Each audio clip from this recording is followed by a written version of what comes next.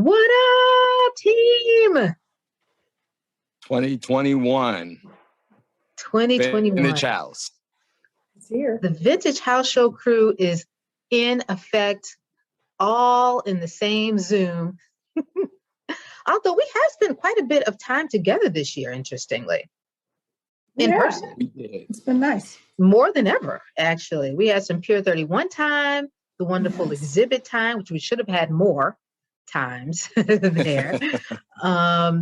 We've seen wonderful documentaries together. It's been quite a season for the Vintage House Show team, and I'm so proud of the way we pivoted in 2020, kept it going. It got better and better. Wonderful guests, wonderful events as we pulled out, and how we all sort of pulled together to put the show back on air on WNUR 89.3. Evanston, Chicago, and they're back in lockdown again. So we are here remotely celebrating the wonderful 2021 that we all had. Laurie and Kevin, what's up? How were the holidays? So Christmas. It's great. It's wonderful. I'm kind of sad that the COVID has come back in our lives in such a strong way, but I'm heartened that we sort of got through the year and that we're here to talk about it. Because it has been quite a year, and I'm really looking forward to 2022. I feel like we are on the edge of something great, that hopefully this disease will lose its steam, and we can open up the world again, because it looked like we were going in that direction. But I don't know. We'll see. This last variant is very it's evasive. It's kind of scary. But I think that it's going to fade away. That's my goal, my hope, not my goal. Nature's goal, hopefully. I share that sentiment, Laurie, and it is good to be with the family. I'm going to correct you, Lauren, in calling us the Vintage House team, and call us family, because it certainly has been a familial relationship that has built and grown, certainly prior to this pandemic. But certainly been strengthened during the pandemic. In my opinion, the time spent together in person has been wonderful, and I'm certainly also looking forward to figuring out how we continue to evolve in 2022, telling the stories of the business, the culture, and the history of our beloved house music. Yay. So that is a great way to transition. I think what we're going to do for this year-end show, which we've done some tremendous things and really contributed to a lot of fantastic things, expanding the history of house music and expanding you all's own careers as well. I think I would love to start with our infamous DJ Laurie Bridge. DJ Laurie Bridge, I consider 2021 for you, and I want to know how you feel in comparison to your entire life. I thought 2021 was like fire for you, man. Yeah, I would say yes. It really was quite a year. It's funny because it's gone by so fast. But we've done so much, and a lot of that, Lauren, you say it's fire for me, but had Lauren not prompted me to start doing Vintage House 7 years ago, I don't know that I would be doing all that I'm doing now. I think it really kind of re-energized me in a way that, I was sort of going along like a Chicago DJ, doing stuff here and there. But the show and working with you guys, with both of you, has been, such a blessing. And it's really helped me to understand why I love this music in the first place, why I love the people who love the music in the first place. And this year was just, I think, an expression of that. There was a lot of pent-up demand for togetherness. And I was very fortunate to be able to serve people in that way by doing parties, lots and lots of parties. Certainly when we had that little window, in June and July, part of August, where COVID seemed to be going away, we were together a lot in person. But even before that, we took advantage of people being at home. We had Honey Dijon on the show, and we had this amazing conversation with her. And, tag teaming with Celeste Alexander, at the Pier 31. we're working at Smart Bar with DJ Lady D and with Hannah, with VD Girl, with Good Girls, and just, everything we were doing with the show. It just warmed my heart. And when I think back on the year, like what stood out for me, it's our time together. It's the time that we spent, creating this thing that we do, and serving people in the way that we have. And I think that many of us have benefited from the music and from the love that emanates from this experience.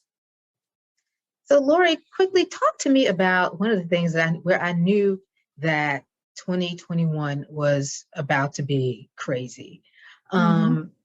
When I got the phone call from Spotify asking to put you on a billboard, I was like, what the heck is he talking about? I was like, this guy's weird. Like, that's strange.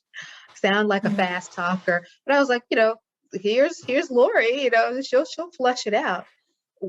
When he said that, I don't think I could have imagined that you were going to really be on billboards.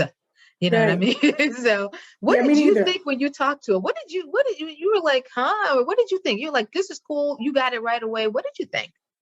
I didn't know what it was about. I mean, I'm like, well, we have a show on Spotify. I subscribe to Spotify. It's, it's a cool thing. But to sort of be selected like that, to represent house music, it felt like, man, quite an honor. And the people who I was connected to were very appreciative of what we were doing, and they wanted to honor what we were doing. And that recognition meant a lot to me, and it was pretty cool. It was, something you don't experience every day, being on a billboard and people calling you and saying, "Hey, I almost got into an accident. I was looking at your face and popped up." So that was a few weeks of fun, and I was very grateful, for the profile and for us. Like I said, I think it all kind of comes back to what we're doing. The tagline, Laurie Branch knows music. It was like, Lauren Lowery knows music. Kevin McFall knows music. I'm part of a team. I just got lucky to represent them. Kevin, what did you think when you saw it? Did you see the billboard? Were you able to see it? I had not been traveling the highways and byways of Chicago. And so my viewing of the billboard was only through photographs that you and Laurie had shared. But certainly the pride was swelling up in me knowing, this is our partner, our family member, our show co-host that is representing, and someone who, frankly, I too am a fan of as well. Get out of here. Both of you. Well, no, seriously, I thought it was, I think it does say something. In all honesty, it's like you were selected for that because, you are Chicago house music and house history. I think they would not call Lauren Lowery to say, Lauren Lowery knows house music. It's just not true. So I think that, picking you and selecting you was just really powerful. It says a lot about how, the reason why I think this show is important, the reason why I do almost all the work that I do, is so that Black people know that their work and their art is valuable and that should be respected and should be heralded, because people just don't know that you've impacted them, things like that. And that says a lot. To a Black woman, to be on that billboard saying she knows house music, she is Chicago.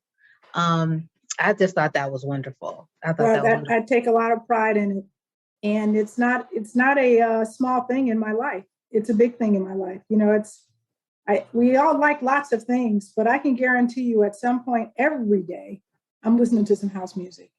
I am honoring the people who are making it. I'm like swelling up when I hear Tracy Hamlin singing, or Shante Savage, or, a mix by Louis, Louis, so many Louis, but many of the Louis, or Craig or Terry Hunter, these people that we know and love. And it makes me proud, but I'm also just in awe. I'm constantly in awe of like how it continues to grow and evolve. We do a vintage house show where we talk about the history, and that's important. because it does create a through line from what happened to what is. But this thing is just getting better and better. So I think I feel blessed, just to be a witness to it. Yeah, a witness to it and more. So I'm going to just sort of pivot quickly, just more career things with you, Laurie, real quick. And so clearly you're spinning all over the place. How did you see 2021 expand? Think you did more than you've done before?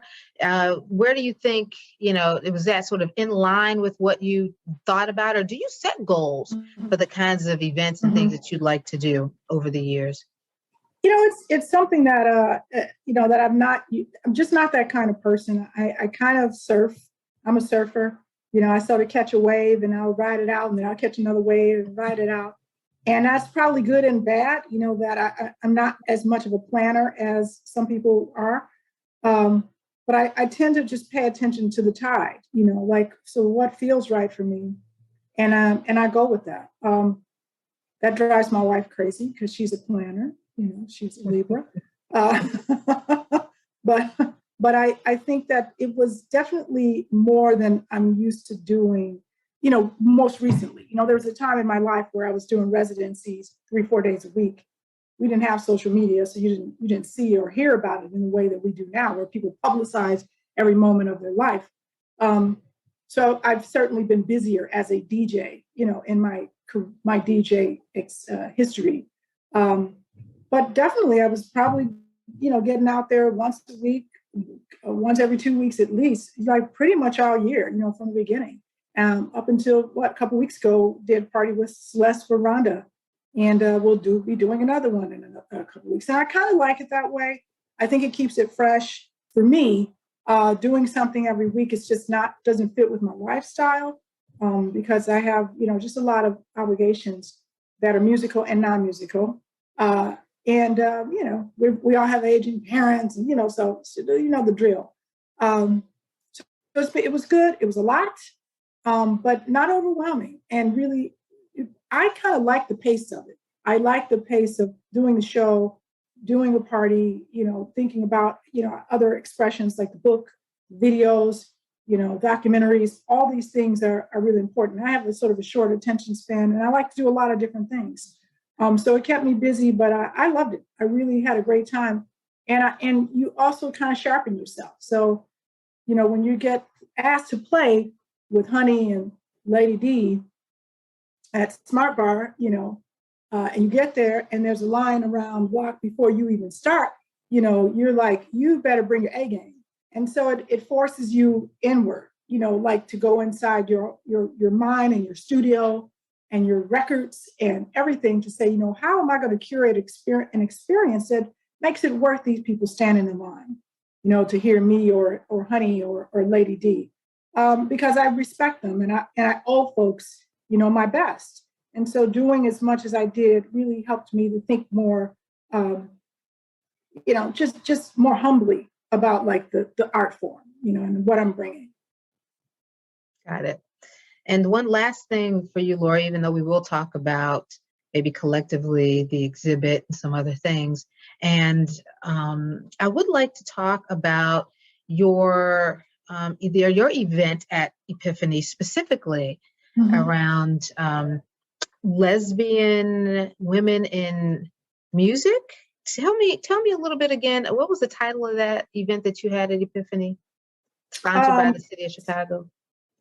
Yeah, it was called Still Rising, and basically it was an event where we brought together women who were DJs, who were producers, who were artists, who were part of the LGBT community, to really just have a very intimate experience networking with each other, where we were able to introduce people like Psycho Bitch to someone who is just starting their career, where we could have a panel discussion where Pat McCombs could talk about what it meant, to not have spaces for Black women, in the 70s and 80s, and for many reasons, because they were denied to us, and what it meant to try to fit into the space that was for women and for lesbians, and the discrimination, and how we've overcome that.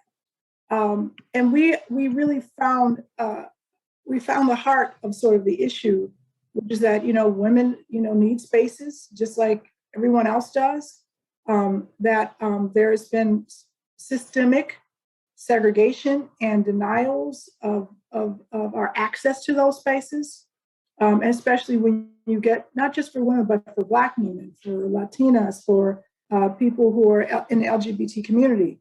And so the event was really meant to unpack some of those issues, but also to talk about what does it mean to be an artist in Chicago and in this era, where you have so many different ways to communicate your art. And so we had a host of folks. I hosted it with Hannah Viti, and we invited a lot of really powerful women there to share their stories and to share their music.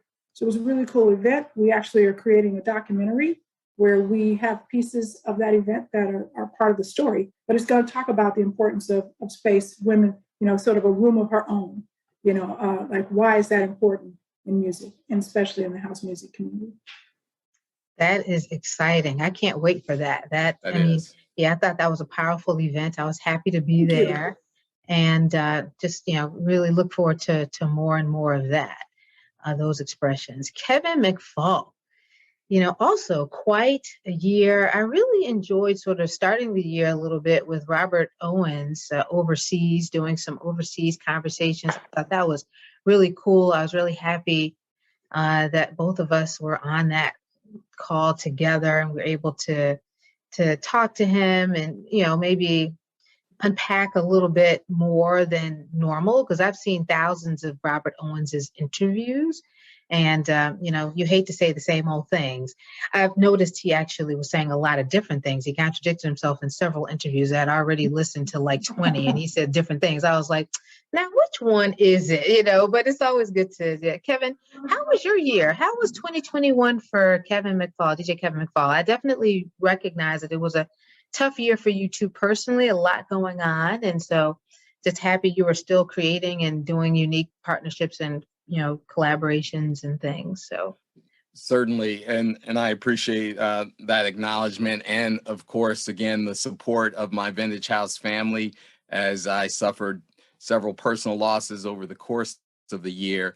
However, I think that those that have transitioned and become ancestral spirits are rooting for me and us and our endeavors to continue to tell these stories. And as we tend to I tend to speak a lot and inquire and probe around the business of house music, right? And understanding the key relationships, the opportunity for people who are creatives to certainly make a living from this passion that they have. And so that's usually the perspective that I take a lot of the interviews and conversations that have been had. And certainly the Robert Owens discussion was great in that, we talked about the process of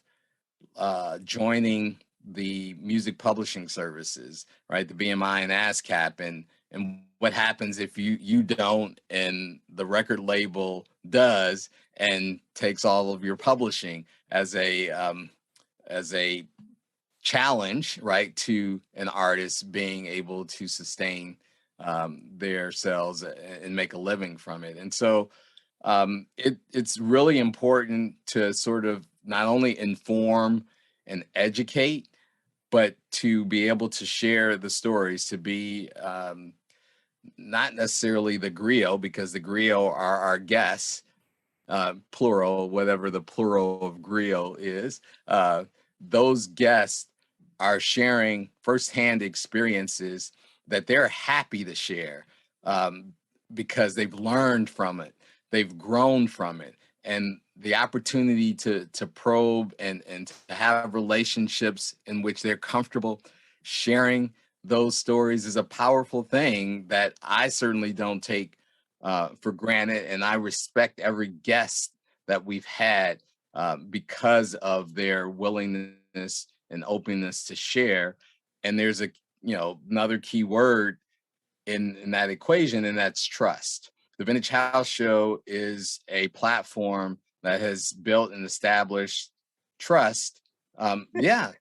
So I was just talking about the symmetry of, you know, why we do what we do, that has also garnered the trust of our industry peers and those pioneers and creators who are really happy to share their stories, to be able to educate and inform those that are either curious or are actually moving into this space in a meaningful way.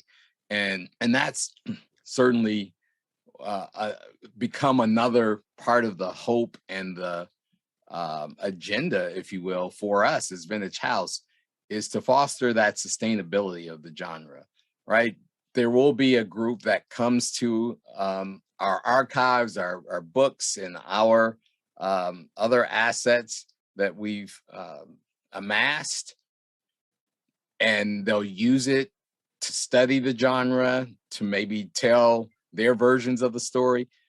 But there's this other population audience that we are hoping will grasp onto this genre, because it has been both a socio economic and social boom for those involved, and it's just a incredibly endearing creative outlet, right, for so many of us. Whether you're a mixer, a producer, a promoter, a songwriter, a song performer, all of these are creative outlets that we're hoping, as a result of what we do, right, there will be a new generation. And so that is part of why I'm also excited about what we've done, your brainchild, Lauren, around the Vintage House Spotlight, right? That is that Vintage House Next platform. And I'm loving, and hope everyone watching has supported it. And if not, please do support Vintage House Spotlight as well. Yeah, I'm hoping we will get one of the co-creators of the Spotlight and former host and our current host on the line in just a little bit. Kevin, talk to me about Pier 31 and those collaborations. That's something that we hadn't done before. And I feel like, gosh, how fun. And what if we were able to do that all the time? What if we were at Lollapalooza behind the scenes and just talking to every DJ, about what they were thinking, what's going on? Like, that was super fun. How did that come about? What did you think about how it ended up? We just did a month, but how did you think about it? What did you think about it? Well, first and foremost, collaborations are definitely a fun community building activity.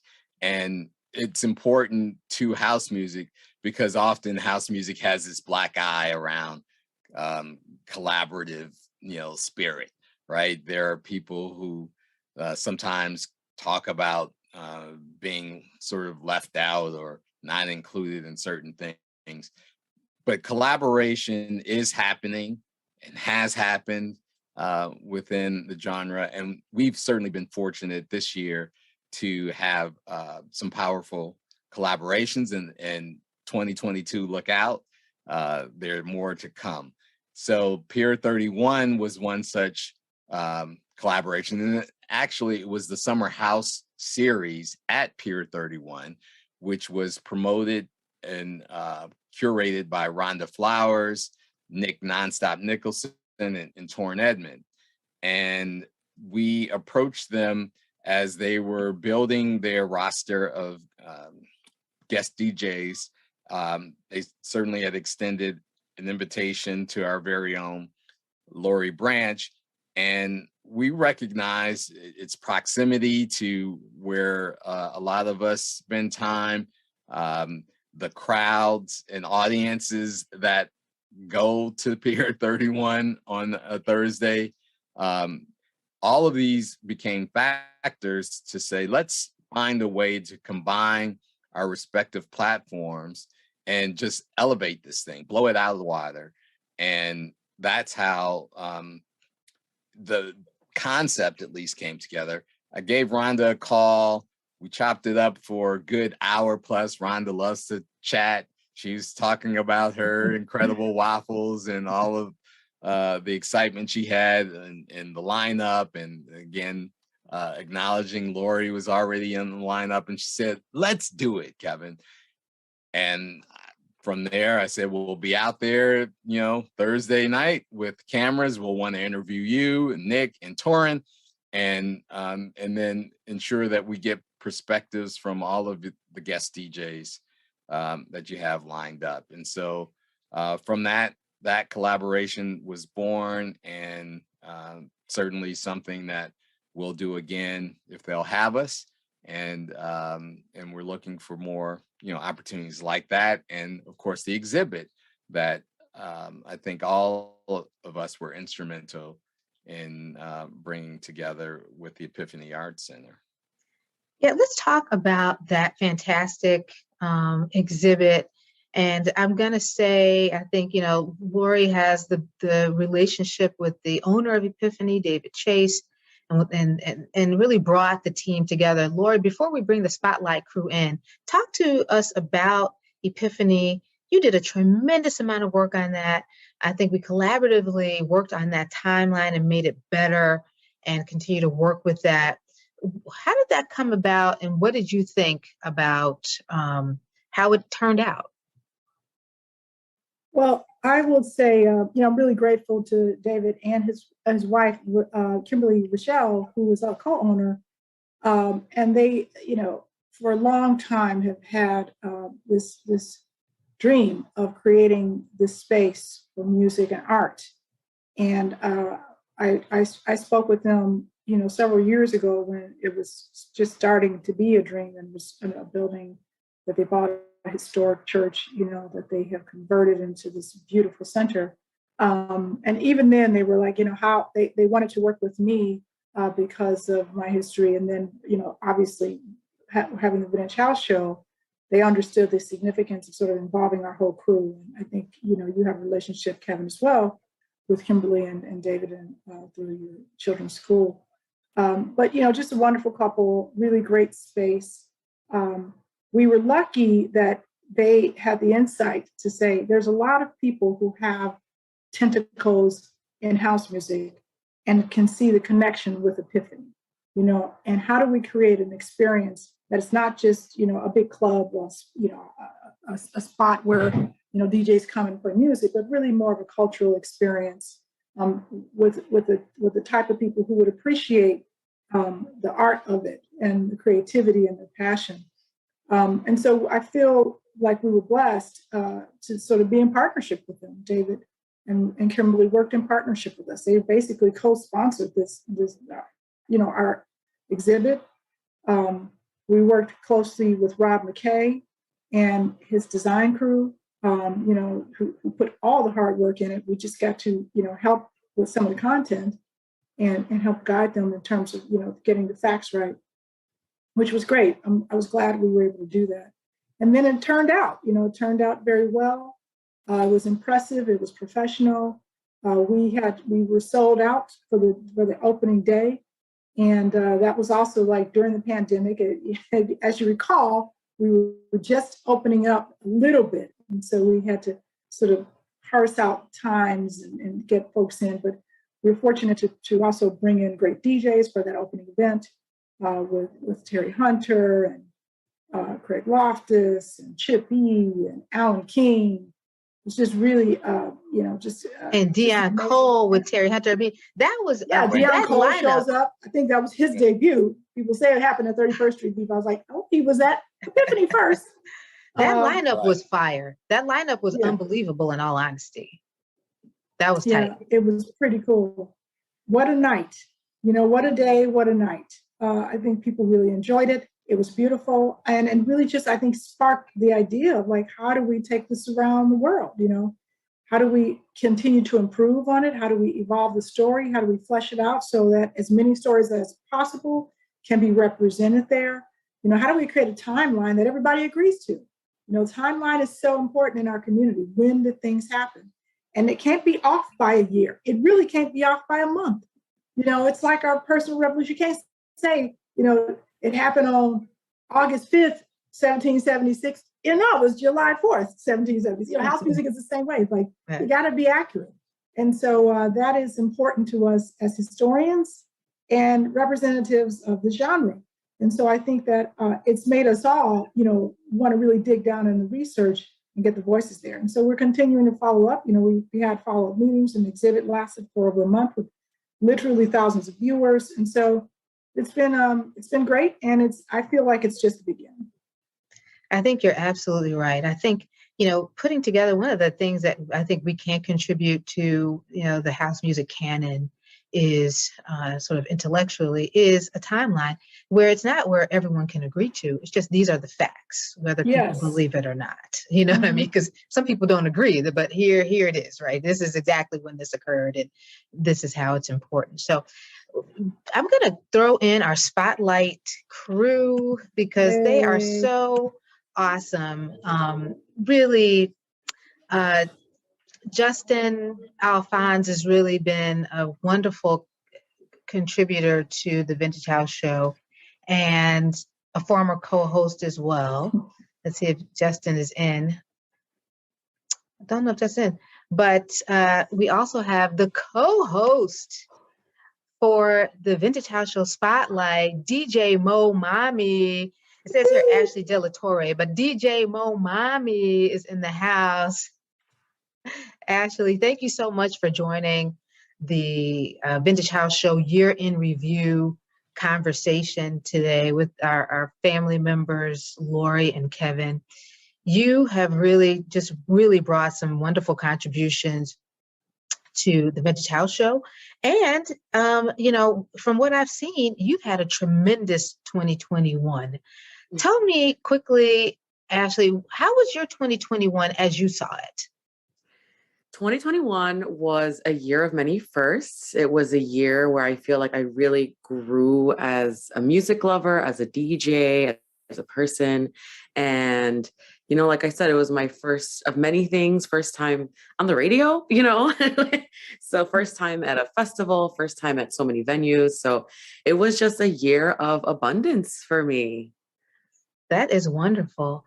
Justin, I'm going to bring you in. I mean, I think, you know, I say we co-created the spotlight. Having your voice in my ear every week made me recognize that, again, you know, the young people are the future of this music. And, you know, sort of you learning more and more about house music, you making recommendations about what you did know, what you didn't know, you know, things about Chicago that, I just wasn't aware of as a very old young person. I was like, wow, you know, you made some unbelievably relevant points, and I was really glad to have you as the first co-host with DJ VD Girl of the Vintage House Show. Justin, where'd you go?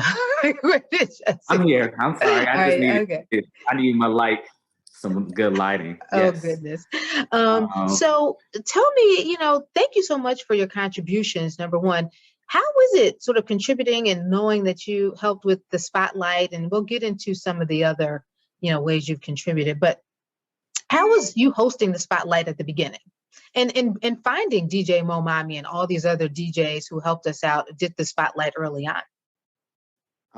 I would say, okay, so the very like vivid memory is when I forgot which DJ that we had on. I think it was Terry Hunter.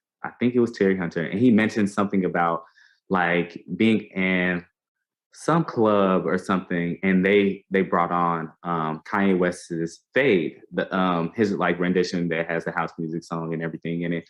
And he was like, "Oh my gosh, I'm so shocked that these young people are turning up to some house music." I'm like, that's so crazy, because I already know where he's going with this. So he was like, and then Kanye West came on. He was like, this is not the original song. So it made me think that, like, you know, a lot of people, depending on how like we were raised and like their, you know, connection and history with music, would understand that that is a sample of a very famous house music song. But some other people in the younger generation just know like this is Kanye West's song, and it's not, you know. So that is what sparked this idea that like a lot of people like Momami, like Ashley, and DJ VD Girl, everybody, like, I'm like, a lot of us like love house music, and we know like the history behind it and everything. And the goal of the Vintage House Show is to keep house music history alive and keep like Chicago history alive. And I was like, you know, this is the perfect like opportunity to, you know, bring people of our generation on. So when I started hosting, I was a little bit like, you know, shy because I'm like, I'm not a DJ, I'm just a music lover. And I, you know, just went with the flow because, you know, Hannah, she did a very great job of like, you know, being a great co-host. So, you know, just kind of going with the flow and then, you know, being more confident, understanding like, you know, I should be here too. Like, I love music. I'm not a DJ, but I love music just as much as everybody else. So starting that, and then also so thankful for DJ Momami because like it really kind of like our show kind of really started to take off even more and have some more type of like, you know, opportunities and stuff with the Women's History Month. I think that was like a great collaboration for us for the entire month. And it has opened up so many more possibilities for other DJs to come on. And we've had some more ideas and everything. So, you know, it's been great, and it's been big actually for the year. Yeah. DJ Momami, I'm really so impressed with sort of your trajectory that I've seen this year. You know, not just being on radio. Being on radio is great.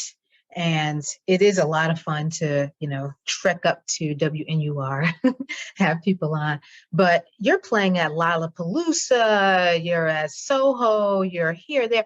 I mean, you know, Justin keeps me up on your schedule, which I can't keep up with. He's like, yeah, I'm going to go check out DJ Momami here. You want to come? I'm like, I do want to come. What time is she at? Midnight? I'm like, whoa, I don't know. But you're all over the place. Talk to me about your Lollapalooza experience. How was that?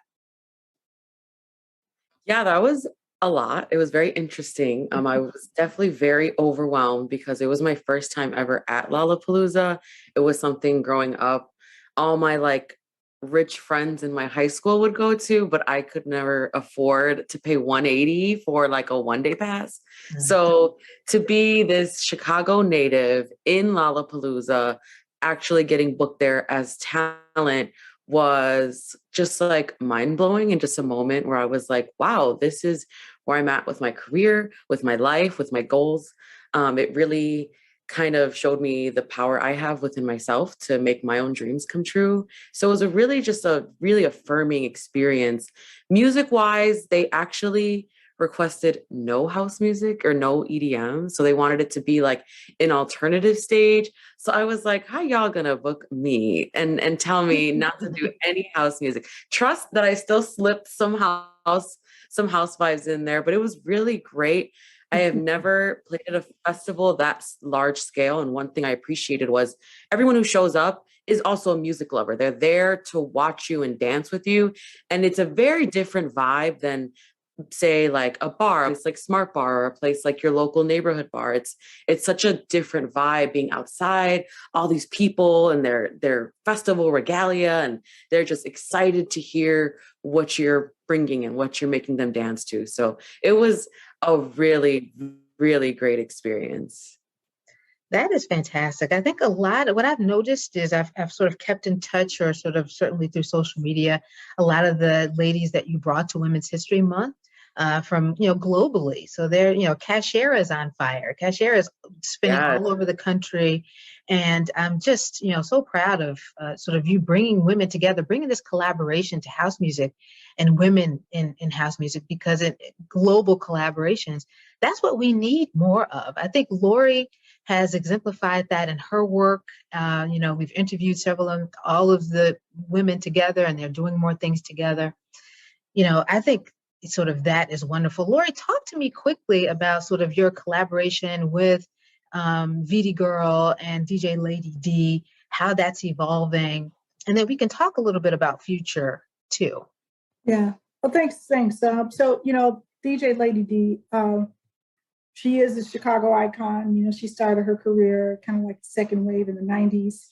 And Hannah, is actually a newer DJ. And we all kind of met through our experience with Vintage House and WNUR and realized that we have sort of commonalities in the way that we approach the music and sort of our vibe, and decided to just do one thing together. And we quickly saw like we should do more like this. And so it was Lady D's idea to put together a crew, called Good Girls. And it comes from not just good for girls, because, Momami, you will relate to this. That maybe you don't. I don't know. Maybe young people don't talk like this. But growing up, I always hear her, you're good for a girl, not just good for a girl. And so we call ourselves Good Girls to sort of reclaim that moniker. So anyway, we are really working hard to envision what could be for 2022. And certainly that'll be more events. We were starting to do a thing at Arabella once a month.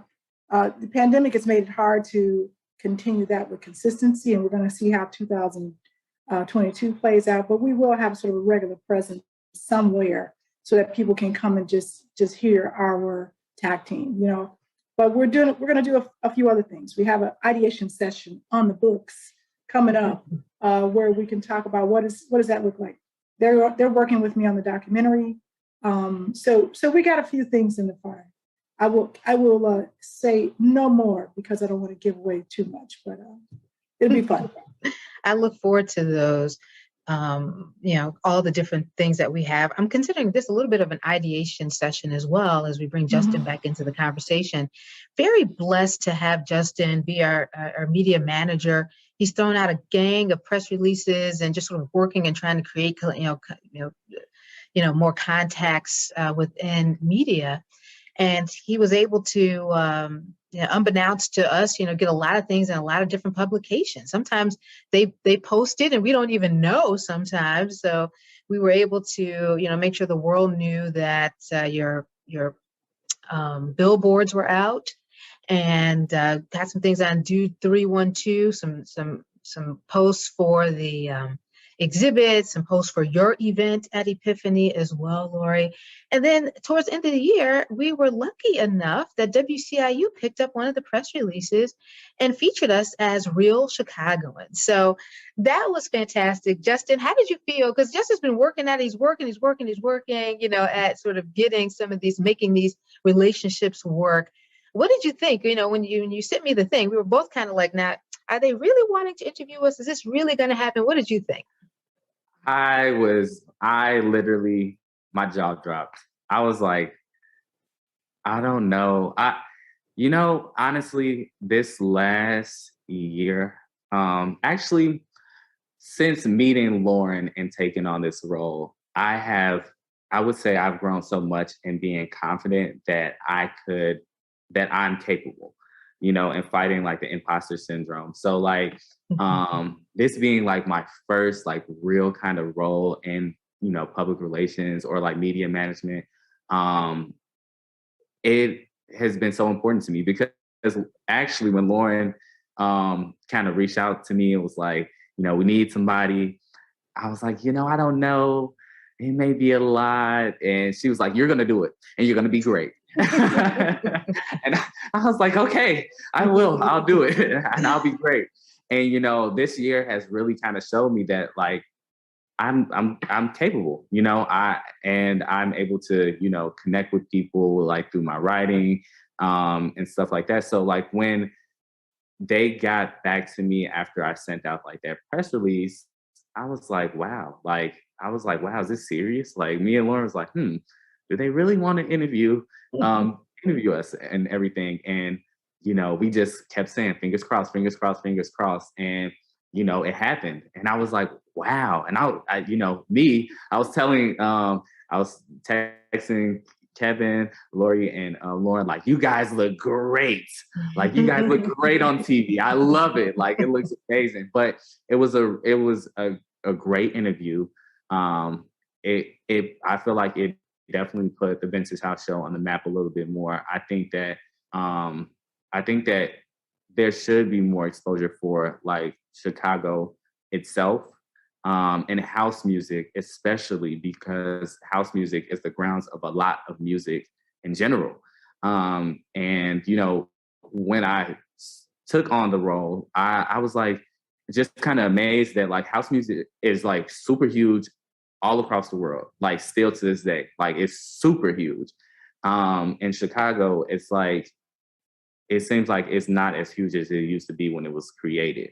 And I think that just sucks because we're the home. Like Chicago is like, I know people are always bragging or like kind of going in on Chicago people, like Chicago is not the best, but we are the best. And we create a lot of the history, we create a lot of the trends, we create a lot of the culture that's around the world.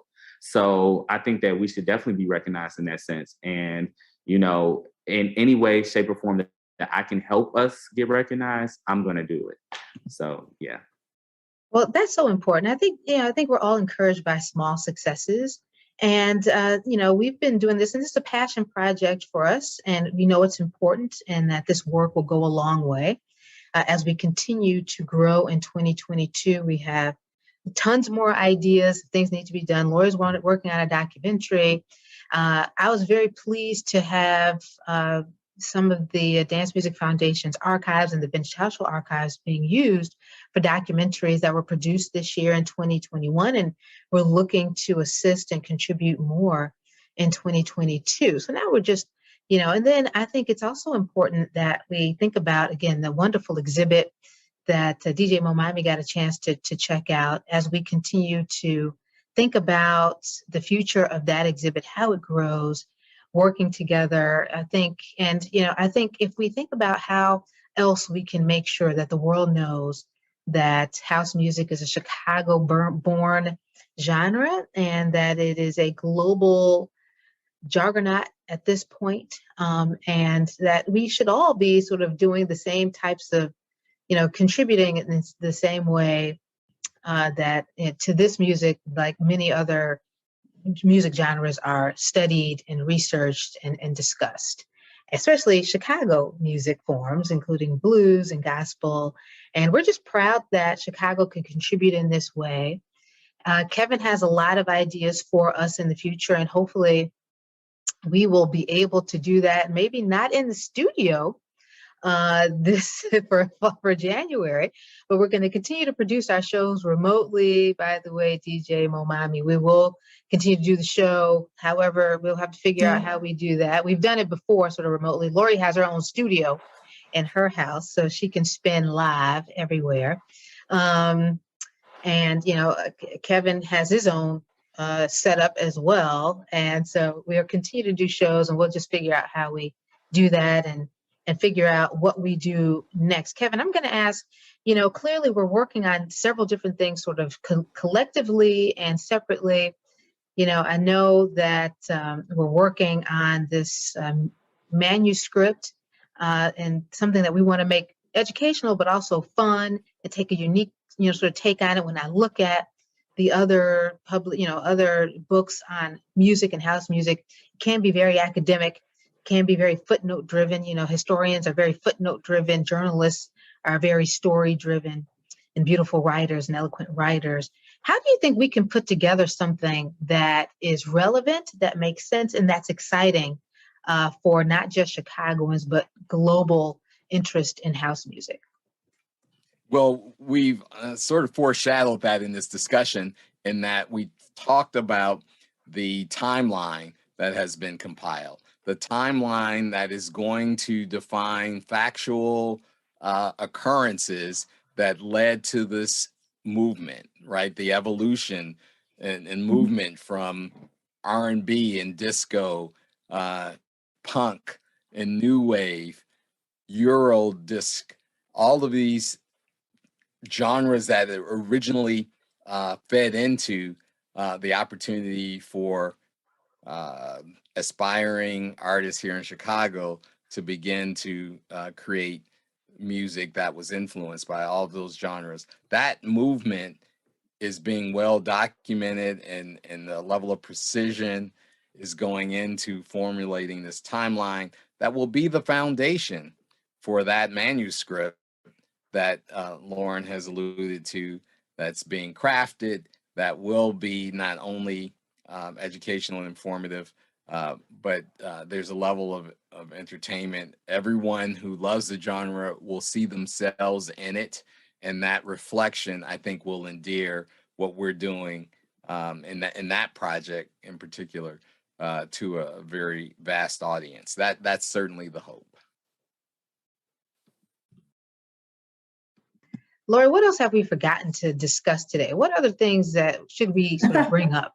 How much time do we have? Yeah. We got 2 more minutes. There's so much. You know, I think that was you know, listen, there's been so much going on. It's just really been a lot of fun. I think the one of the last things that has happened this year was a book called Lady of the House by Ian Snowball and Layla McKenzie, where they feature 150 women, which include singers.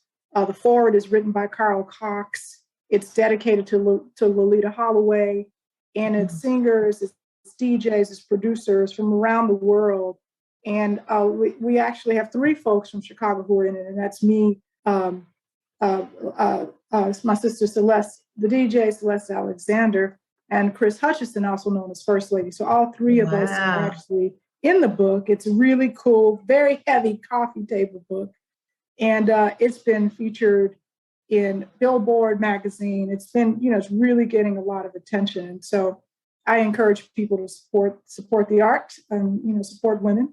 Yeah, lots going on. We got to work on our own because no one's going to tell our story like we do, but it's been nice to be able to contribute to that. Well, Laurie, I'm so proud that you are recognized in that volume. I mean, that is important as well. And sort of, again, bringing together different women. I think, you know, so many people have similar experiences. Women have similar experiences, whether they were vocalists. You know, many of them that I've interviewed in the past have had some sort of treacherous experiences in studios.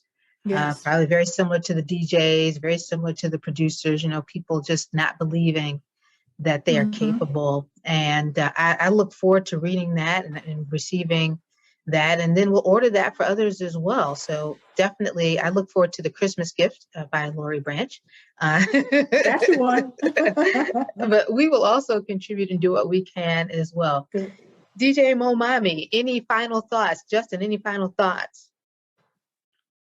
I am mainly just really excited to try different things for the spotlight. I have some ideas and plans I want to execute, still trying to figure out how I can execute them, but trying to open it up to not just DJs, but house music lovers, maybe people who worked in fashion, surrounded by house music, and seeing what's their experience with that. And then they compile a playlist and I, you know, play it or mix it in my own style. So just trying to find different ways to get different stories told. I think my goal for 2021 is definitely continuing and opening up the storytelling around house music.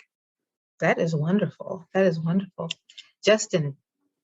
Yes, I agree. When Momami told me about that idea, I was like, I will give you 10 songs and we will be in there chatting and I would need to mix it on up. We would be in there partying. Like, that's just, it's great to me. Like, that's so great because I'm like opening it up to people who aren't like actual DJs and, you know, people that are like she said, in the fashion industry or just creatives in general. Like, a lot of like, you know, people don't understand, but like people are TikToking it up to like, you know, house music, you know, mixes. And it's important because that's what's getting you, you know, popular and everything. So yes, I love that. I'm so excited for what we have in store next year. I hope that we could, you know, I hope that it gets safer outside. So that way we can, you know, come together again. Because as I was reviewing, you know, all of our old shows, you guys used to have fun in the studio, like a lot of fun. And I'm like, you know what? Yeah. We need to have a lot of fun in the studio too. Because it used to be a bunch of y'all. And I'm like, like, wow, they partying. It was Yeah, crazy. we did. It was crazy. Pre-pandemic for sure. Yeah. Pre-pandemic. I'm going to say, I'm not sure, Kevin or Laurie, we need to figure out how many people, which one of us had the most people in studio at one time. Try all interviewing, everyone's talking, but partying, people eating. We don't know. It's just like, I think we probably had 10 people in there one time, because somebody, like the students were there, they had interns, there was people filming. We had a person who would bring 3 guests, and we were like crowded, but it was all good. Yeah, those entourages show up deep. They do. They run deep. They run deep. But then, of course, Kevin McFall brought all of University of Illinois to infiltrate Northwestern University at one of the having a Illini takeover. That was one big that was show. fun. That was fun. We've had Justin, some great what shows was this the year next one? too. Honey Dijon, powerful.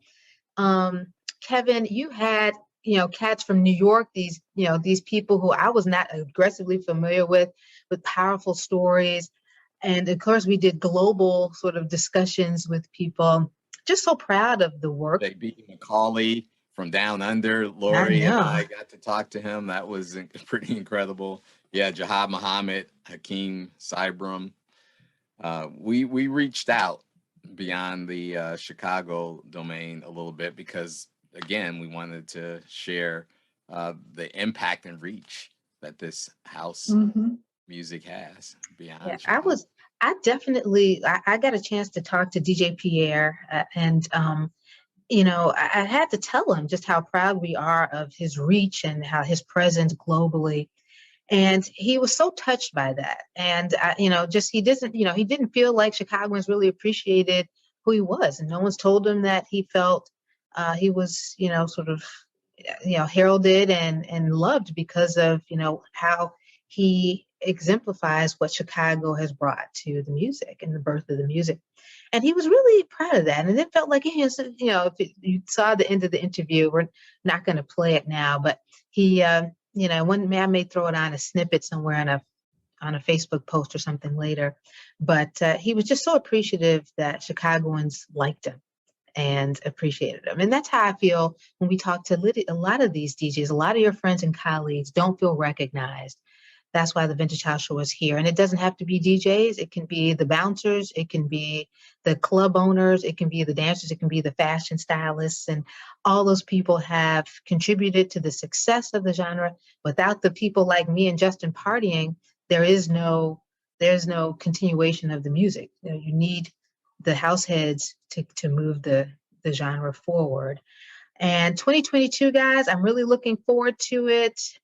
We will play this show December the 29th, but then the beginning of the year will just be remote. I look forward to hearing a lot more live sets from DJ Laurie Bridge, from DJ Momami, and from DJ Mega, who's about to re-emerge as the powerhouse DJ that he used to be only 30 years ago. I mean, it's going to be tight. It's going to be tight. We're going to encourage Kevin to jump on the decks. Good deal. They're warming up behind me here. That's wonderful. Well, thank you all so much for your contributions to the Vintage House Show, the contributions to house music. And we look forward to a wonderful 2022. And thank you all. Good night and Happy New Year, everybody.